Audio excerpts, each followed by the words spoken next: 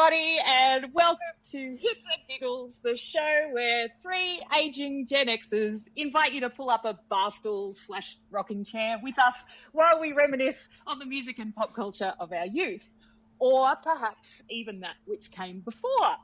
For today, we are climbing in the DeLorean and going all the way back to the year 1971. Joining us on this magic carpet ride today, we have DARYL. I've got a brand new pair of roller skates, Munson. I know. We have Peter. You put the lime in the coconut and drink them both up, Lupelis. And I am Jules. Rainy days and Mondays always make me ironically cheerful, Sutherland. It's a good thing you live in Melbourne.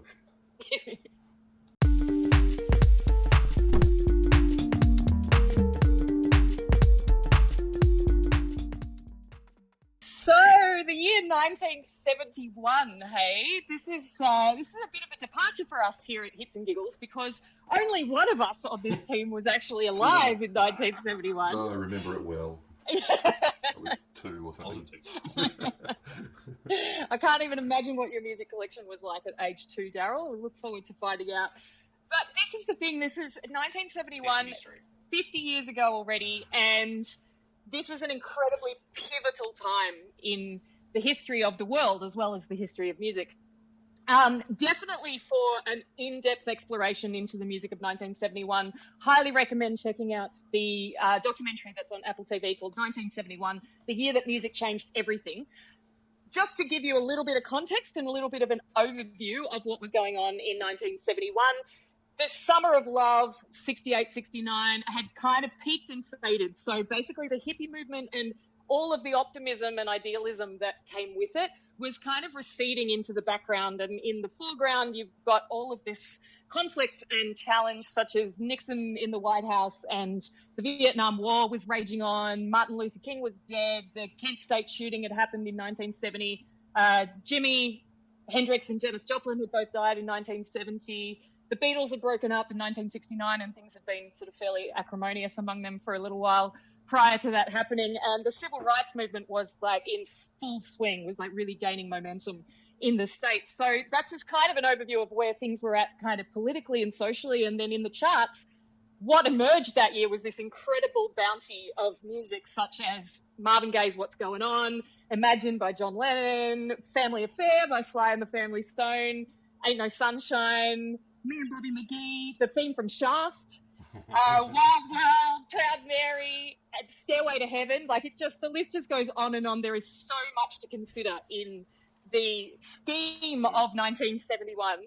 So, Pete, would you like to kick us off and share a little about what 1971 means to you? Yes. So, actually, when we talked about this, I thought of there's 2 albums in particular that do actually have a lot of personal meaning, and both of those albums, interestingly, are breakup albums, ironically. So they're both albums that really, really in some way, that were personal soundtracks, I guess, to personal breakups. The first when I was 16, with my first ever real girlfriend, I already had the album, but I had one of those proper listens where I listened from all of side A and then side B back in those days. And that was Jethro Tull's Aqualung, which is quite dark. It's quite cynical, but with that tinge. Ian Anderson has a tinge of dark humour that he has throughout his lyrics. But it was a real kind of very cynical look at, a look at the cynicism, I should say, of like middle class England. And so that really, I'm not going to say it got me in a dark place, but it got me with a little bit of reality going, hey, everything's okay. The world is pretty messed up anyway. But the album, which is it's actually a breakup album, as in the content of the album is George Harrison's All Things Must Pass. And I'm going to correct you, schoolgirl era, the Beatles technically broke up in April 1970, because that's when Paul McCartney said, I'm leaving, it's done. You are correct. Yeah. Yes. Yes. There was. Yeah, and because George kind of came in and went out again. Came back again. just before. Well, yeah, there was. He literally stormed out of the Get Back sessions, That's which it. became Let It Be, and so we've sort of mentioned all that before. The content of it is sublime and beautiful, and it is a breakup album because a lot of the songs are George really meditating on the breakup of the Beatles and the loss of three good friends, because it was really pretty messed up by 69 and 70. So it was pretty messed up. So there's a lot of reflections on that. The ironic part about all that, as all this is happening in 1970, I mean, Eric Clapton and George's wife, Pattie Boyd, are basically falling in love with each other and having an affair. And it's George sort of going, yeah, this thing is ending also. So it's a beautiful album because he's now by this time a devout Krishna. Yeah. So all of that beautiful sort of Hindu devotional meditative prayer kind of stuff. I mean, there was a track that's on the 50th. It wasn't on the original. That was recorded or written when they were doing the stuff with the Maharishi, whenever. So it's him. This is my interpolation now. It's him processing it with his faith, his Hindu/Krishna faith, processing loss, processing and grieving over what is past, but also with the knowledge of opening up to whatever's going to come. And of course, his career just went boom. So technically, the album recorded and actually released at the end of 70, but for everyone, it's 71 album because the singles were released and it became huge. What are some of the big songs in there? I can't remember them. Okay. So My Sweet Lord. My Sweet Lord. Yeah. My Sweet Lord was massive. If Not For You, which is actually written by Bob Dylan. Bob wrote that song for Jules. Some people might not know All Things Must Pass, which is the song I'd love to share with you because that's very much influenced. He said it was very much influenced by the band, like in the sound of it, I guess. So, do you want me to play it? Yeah, that'd be good. All things must pass. Yeah, that's an awesome song. Yeah. That album Straight in the to me feels. is meditation on the fact that this too shall pass. There's so much feeling the in there, isn't there? coronavirus pandemic will pass. Everything will pass, and something else will come in its way. And that's obviously my own, my trainings, my teachings, learnings, Taoism, Zen, and so on and so forth. It's the same message, and so that album for me, and it has. It's every time I have some sort of relationship breakup or something of that manner, it's I put it on. I put that album on, and it's the meditations and remembering. I mean, even the songs like Beware of Darkness, and it's all What Is Life. That's another song that people might have heard. I think it was released as a single as well. I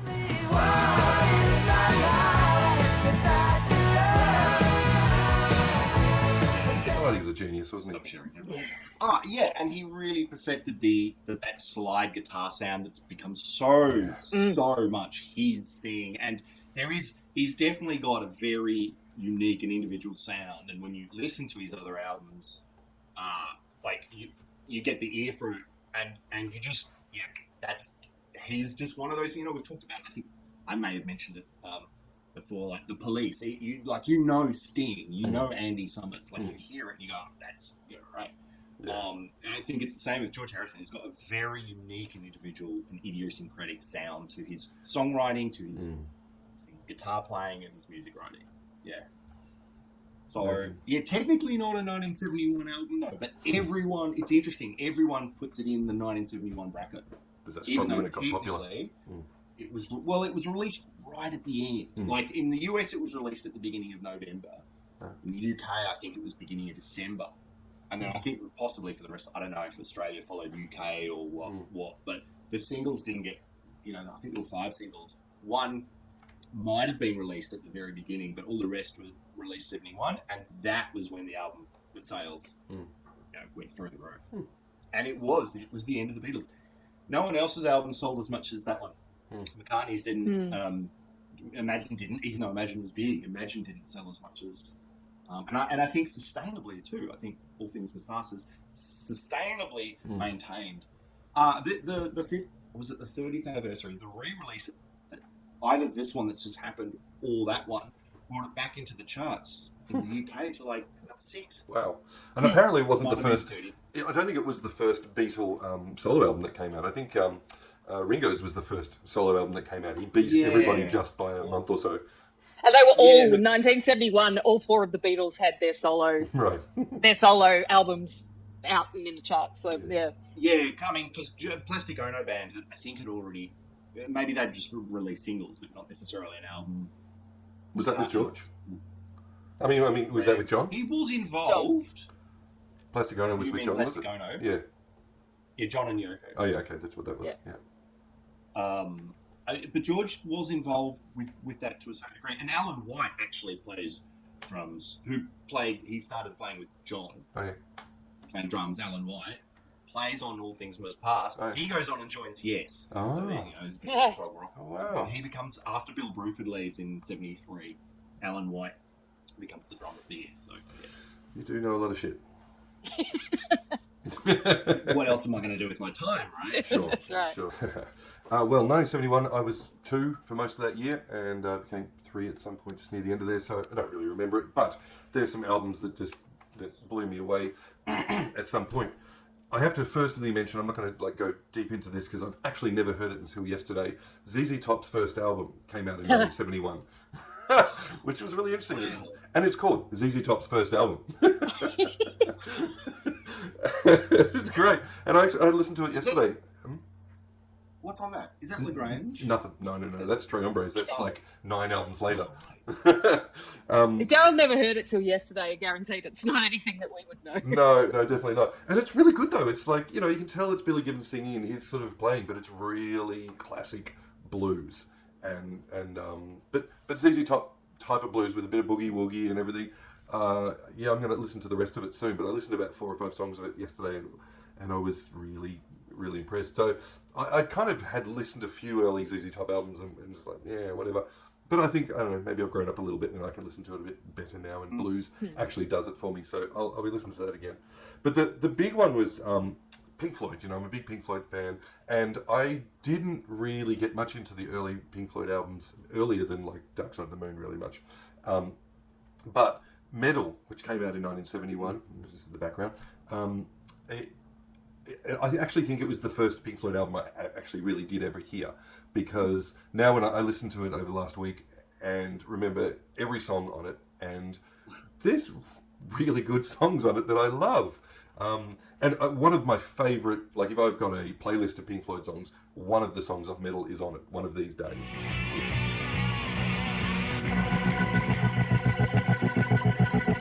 It's nuts! Isn't it a killer of a song? It just and it builds and builds and builds, and then it just goes boom, ga-doom, ga-doom, ga-doom. Oh God, I love it. And that's one of my favourite Pink Floyd songs, And Nick Mason apparently is the one who said the line, and then they obviously did a lot of treatment to that. That album Meddle is a lot of experimentation. Like, a lot of what they did was experimentation, but apparently they came into the studio with that one with nothing, absolutely zero. And they just jammed and jammed and jammed at Abbey Road. And then at some point they went, what we're trying to do is just not workable at Abbey Road. So they went to the producers, I can't remember his name is, but one of the producers' studios, and it was apparently more advanced technology, and they could make up a lot more noises and stuff. And came up with some incredible songs. There's one song on it which is called Seamus, which I don't really like. It's a bit stupid. But my dog Louie really liked it last night. He was like, and I'll play this other one. Something tries and starts to climb toward the light. Oh. Yeah. Isn't it gorgeous? It's I've just got a funny story gorgeous. to tell about that song. Yeah. Oh, go on. Is this going to post in a new time slot? Yeah, possibly. First time I ever got stoned was to that track. And what I did was I lay on this rug, very Big Lebowski style, lay on the floor on the rug, and the two big... So my parents had the old-fashioned hi-fi that was in the cabinet, big components system, right? So big brown speaker boxes on either side of my head. And was like tripping and went, I should listen to that Pink Floyd song. And put it on And whoa, It broke probably you. explains a lot. I think it probably explains a lot.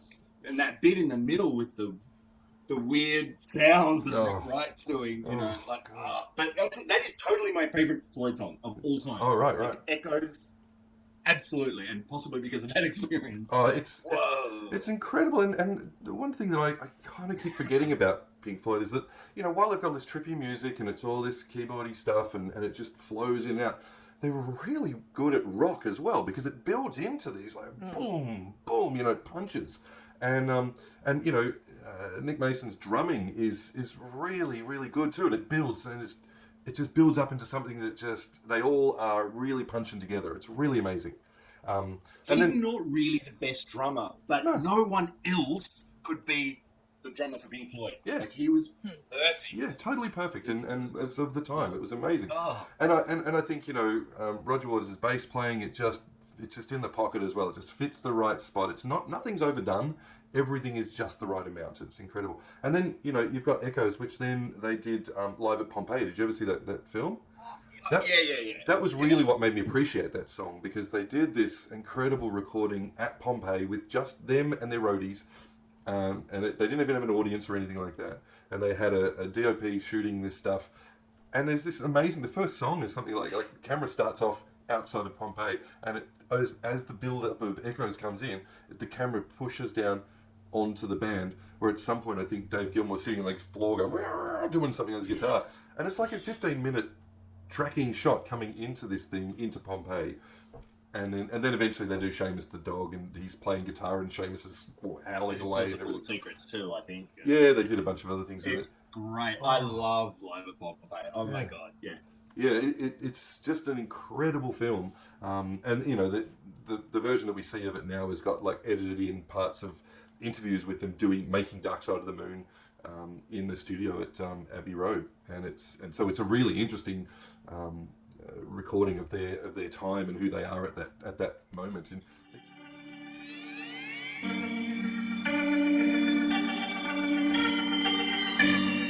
so yeah, that was amazing. I started digging around in just some playlists of 1971 and came across this really weird one. Johnny Cash brought out Man in Black at that point, right? And this is not an album I really knew at all, but I look at it, I listened to a few of the songs, and there were a few songs I knew. But he wrote a song about Ned Kelly. Have you guys heard the Ned Kelly song? It's no, crazy. I'll play you a little bit of it. It's really, really fun. Ned Kelly was a wild young bush ranger. In the Victoria he rode with his brother Dan.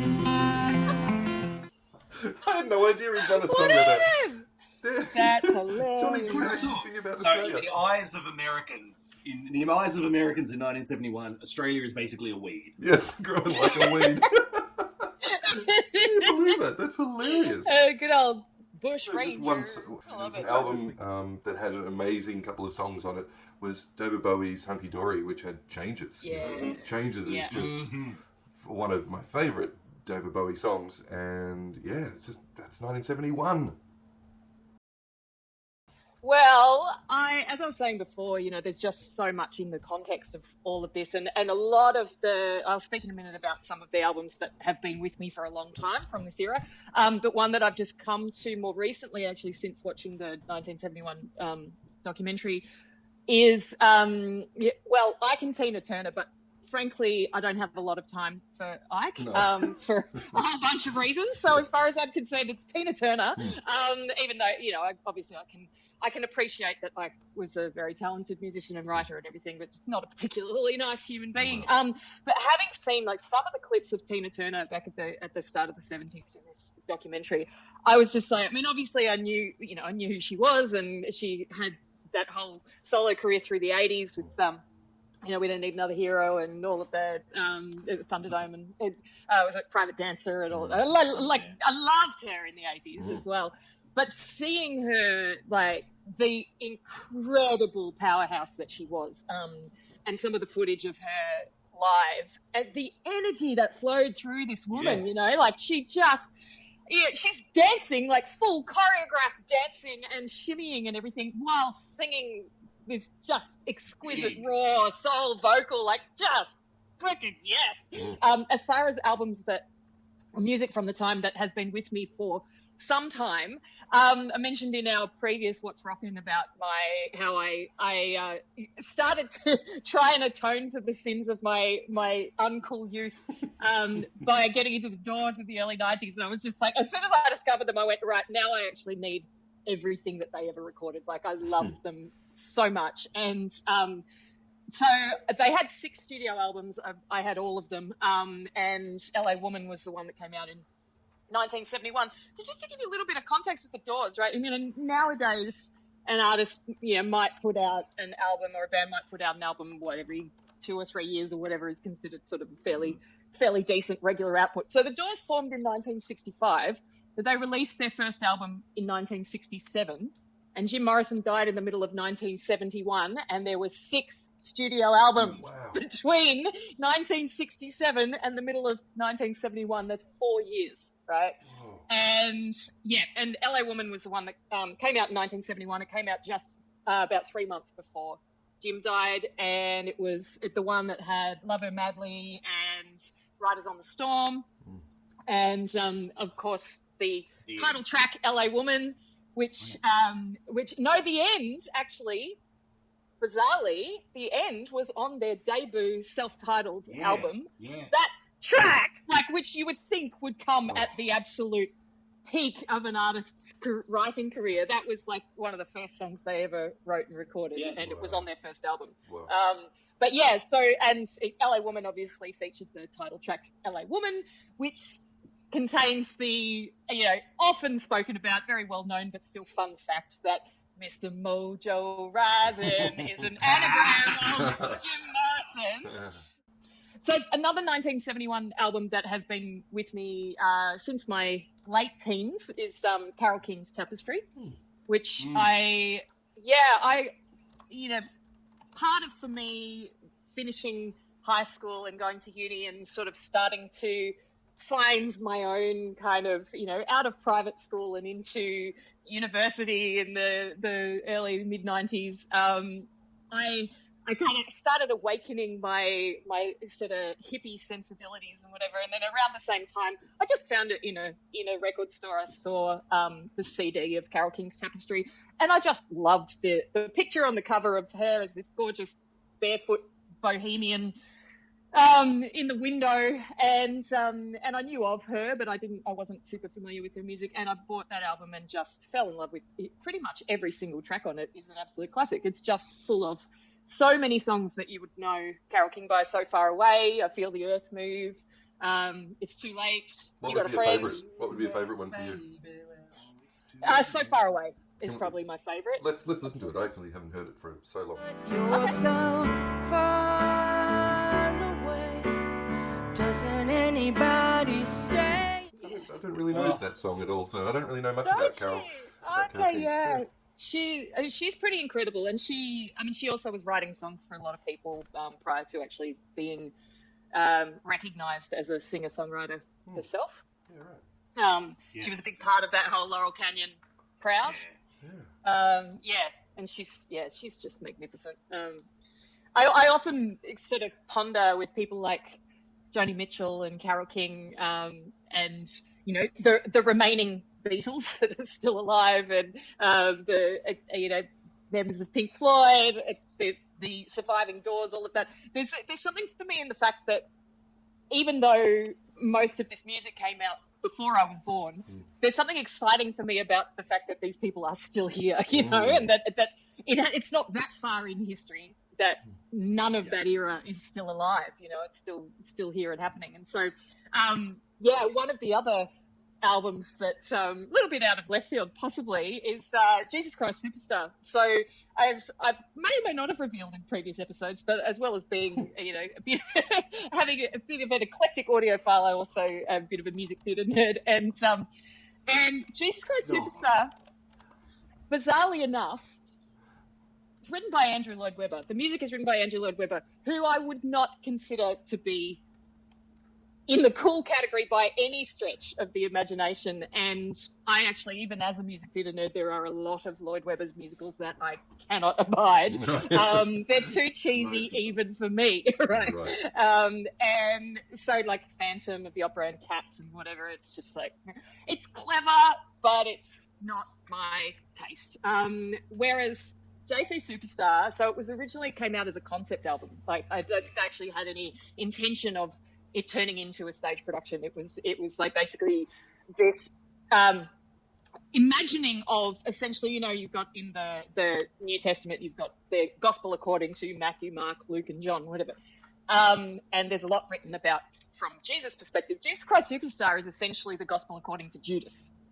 And so the focus is on Judas's plight in this whole thing, and it doesn't often get even necessarily directed that way, but that's kind of where a lot of it is coming from. And Tim Rice, who wrote all the lyrics and has continued to work with Lloyd Webber throughout the years, and he also worked with the Abbey guys and the musical chess and various other things. He's something of a genius. So Tim Rice is incredible.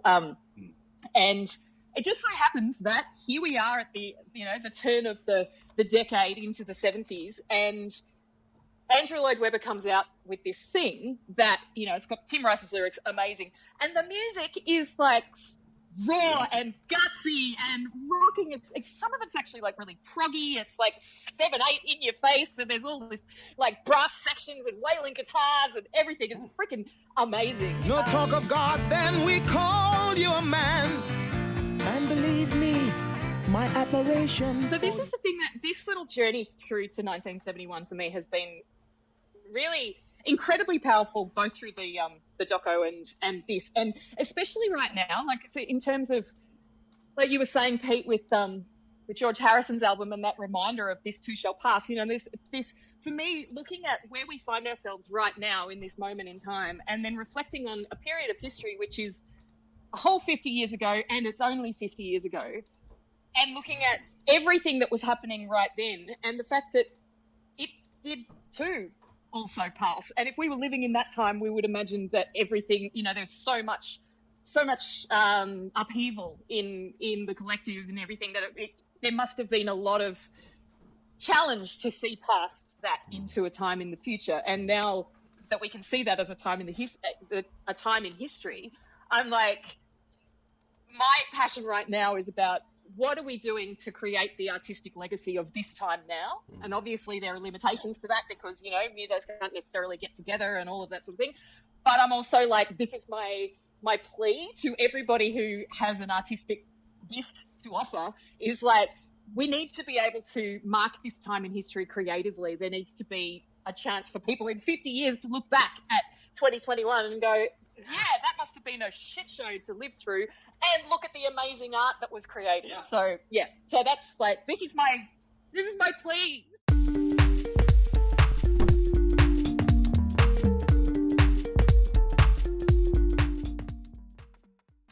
And now it's time for getting quizzy with it. 1971 style. So, which Australian artist had a Billboard Top 100 single with a cover of I Don't Know How to Love Him from the Jesus Christ Superstar soundtrack? Helen Reddy. Correct! Ooh, bingo. 1971, who had an album called Live at the Sex Machine? James Brown.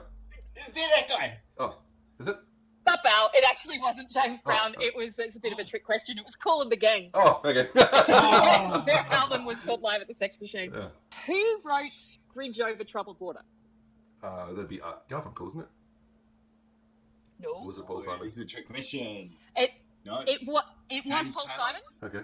Oh, no, okay.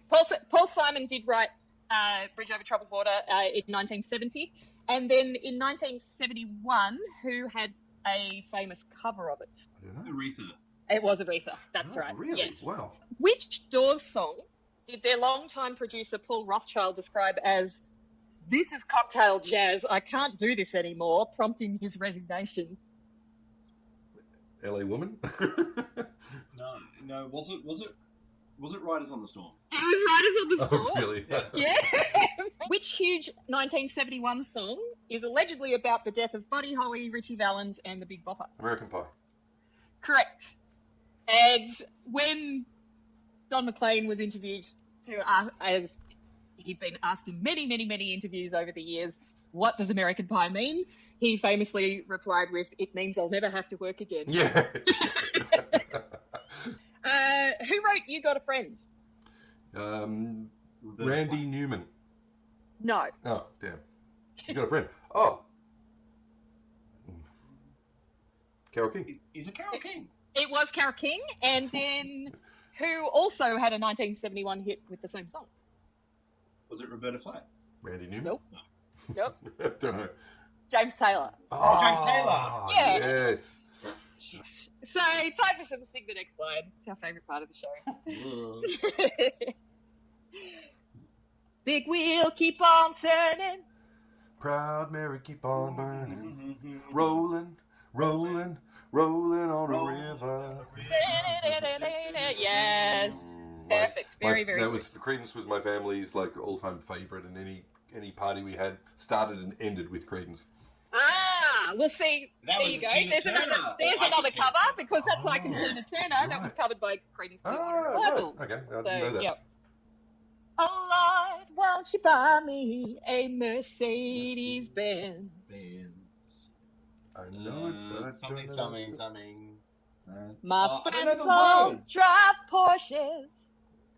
I must No. make amen. Yeah, I recognise it now that you say Worked it. hard all my lifetime, no help from my friends. So Lord, won't you buy me? Go on. Mercedes Benz, yeah. That's the one. Who was that? Who was that? So that's Janis Janis Joplin, my Joplin, friend, right. and that's from the Pearl album, Okay. produced by Paul Rothschild, but came out also in 1971. Oh, okay.